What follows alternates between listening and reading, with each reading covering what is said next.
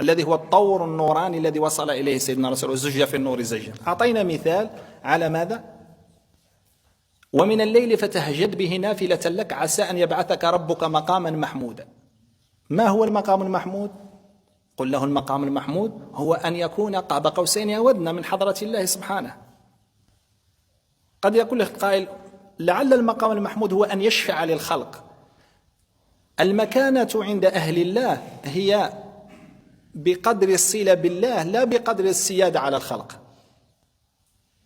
لهذا كان يقول صلى الله عليه وآله وسلم أنا سيد ولد آدم ولا فخر، أي ولا فخر لي أن أكون سيدكم، ولكن فخري في أن أكون عبدا لله، في أن يكون قريبا من الله سبحانه وتعالى. مفهوم؟ نعم. وكان فضل الله عليك عظيما وعلمك ما لم تكن تعلم وكان فضل الله عليك عظيما. إذا قلنا وعلمك ما لم تكن تعلم في أي مستوى، تقول لي علم الشريعة، ونقول لك هذا علم الشريعة احنا كذلك نعلمه. تقول لي علم النبوة والمعارف، قل الأولياء والأنبياء والرسل كذلك يعرفونه. إذا ما الذي علمه الله بالخصوص وتفضل به عليه حتى قال له من بعدها وكان فضل الله عليك أنت يا سيدي يا رسول الله بالأخص عليك عظيما. قل له هذا تجلي فأوحى إلى عبده ما أوحى، تجلي الخاص.